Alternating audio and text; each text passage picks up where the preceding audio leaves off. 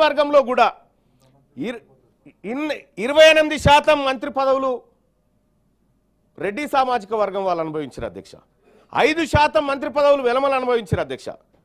కమ్మలు 13%, 3.5% క్షత్రియులు అనుభవించారు, 3.1% బ్రాహ్మణులు అనుభవించారు, 1.5% వైశ్యులు అనుభవించారు, 7% కాపులు అనుభవించారు. మొత్తం వీళ్ళు అప్పర్ కాస్ట్ అంతా కలిసి దాదాపు 61.1% పదవులను అనుభవించారు అధ్యక్ష, మంత్రి పదవులని. నన్ను ఎటు కలిపిన ఏం కాదు, నాది డ్యూయల్ సిమ్. రైట్గా 12.5% మంది ఎస్సీ మంత్రులు, 2.4% మంది ఎస్టీ మంత్రులు, ఇక మిగిలిన 23.2% అధ్యక్ష. 1931లో లెక్క తీసినా ఇదే శాతం ఉన్నది అధ్యక్ష. ఆ రోజు నుంచి వివక్ష కొనసాగుతూనే ఉంది. మరి ఈ వివక్ష పోవాలంటే ఖచ్చితంగా తెలంగాణ రాష్ట్రంలో బీసీల జనాభాకు తగ్గట్టుగా వాటా రావాలి. నేను ఈ సభ నుంచి చెప్తా ఉన్నా అధ్యక్ష, ఈడబ్ల్యూఎస్ కోటాకి నేను వ్యతిరేకం కాదు. అందులో ఉన్న పేదవానికి కరెక్ట్గా అని వాటా దక్కాలి. అందులో ఉన్న ఎంతమంది ఉన్నారో అంత వాటా దక్కాలి. కానీ అదనంగా ఇవ్వడం అనేది బీసీల తలలోంచి గుంజుకొని ఉద్యోగాలు ఇచ్చేటువంటి కార్యక్రమమే. ఇవాళ రాష్ట్ర ప్రభుత్వం చెప్తున్నట్టుగా గౌరవ ముఖ్యమంత్రి గారు కూడా చెప్పిండు ఏమని, నేను ఎక్కడైనా చర్చకు సిద్ధమంటారు. ఇక మళ్ళీ అది చెప్పకుండా ఈ 42 మీద దృష్టి పెట్టండి, ఈ 42 కోసం మీరు సీరియస్గా ఎఫర్ట్ పెట్టండి, మేము పనిచేయడానికి, మేము కూడా మద్దతు చేయడానికి బీసీ సమాజం అంతా ఇలా మేము ముందు వరుసలో ఉంటాం. అలాగే అధ్యక్ష ఇక కొన్ని అంశాలు అధ్యక్ష, గవర్నర్ గారి ప్రసంగంలోంచి మహిళలు ఈ 2500 రూపాయలు ఎప్పుడు ఇస్తారని అడుగుతా ఉన్నారు అధ్యక్ష. ఇట్లా ఈ 6 గ్యారంటీలకు సంబంధించి ముఖ్యమంత్రి గారు కూడా ఒక టీవీ డిబేట్లో కూడా చెప్పిండు, మీ అనుకున్నమా ఉప్పర్ షేర్వాని అందరు పరేషాన్ అని చెప్తా ఉన్నాడు.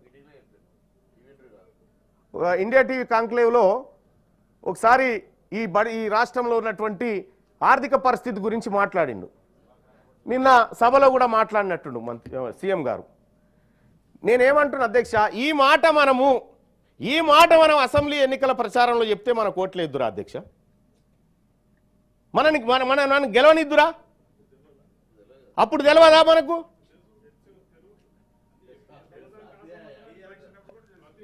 నేనేమంటున్నా అధ్యక్ష,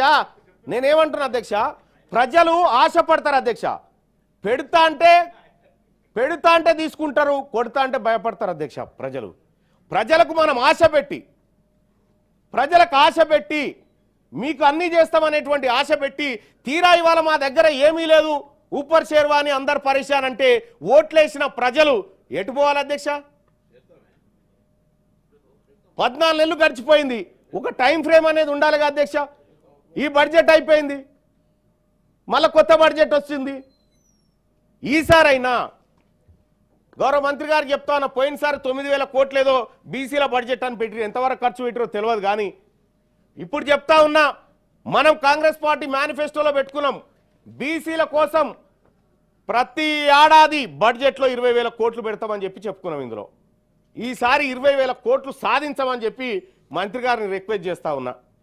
అలాగే కామారెడ్డి డిక్లరేషన్ గురించి అధ్యక్ష, కామారెడ్డిలో బీసీ డిక్లరేషన్ పెట్టడం జరిగింది. ఆ బీసీ డిక్లరేషన్లో అధ్యక్ష బీసీలకు అనేకమైనటువంటి వరాలు ప్రకటించారు.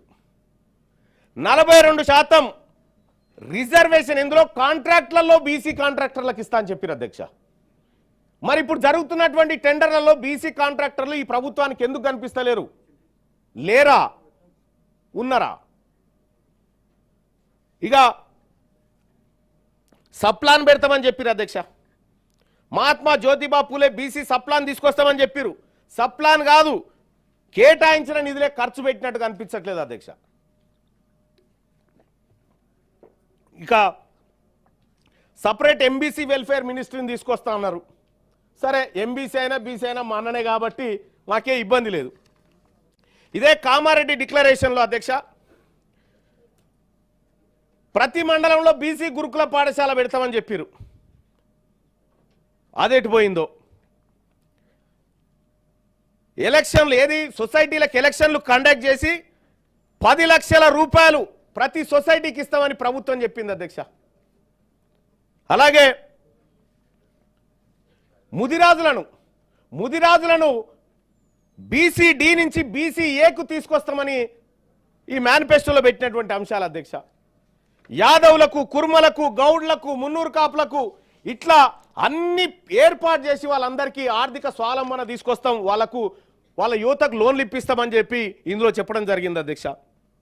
పద్మశాలిలకైతే మెగా పవర్ లూమ్ క్లస్టర్లు జగిత్యాల, నారాయణపేటలో, భువనగిరిలో ఏర్పాటు చేస్తామని చెప్పినాం.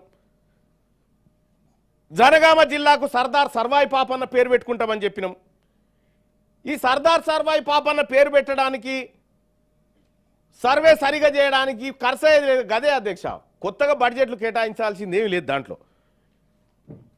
ఇక విశ్వకర్మలకైతే టూల్ కిట్లు ఇస్తామని చెప్పినాం. ఇవన్నీ బీసీ ప్రజలకు మనం హామీలు ఇచ్చి తీరా మన దగ్గర లేవు, మనది ఊపర్ చేర్వాని అందరు పరేషాన్ అని చేతులు లేవడితే బీసీ ప్రజలు ఏమైనా పిచ్చోళ్ళా?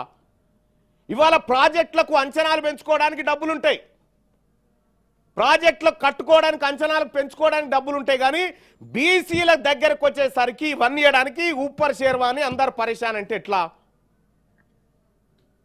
గవర్నర్ గారి ప్రసంగంలో చాలా ఎవరు రెడీ చేసిరో డాక్యుమెంట్ చాలా తెలివిగా రెడీ చేసిరు, ఎవ్వరికి దొరకకుండా చిక్కకుండా మంచిగా రాసుకొచ్చిరు ఇలా.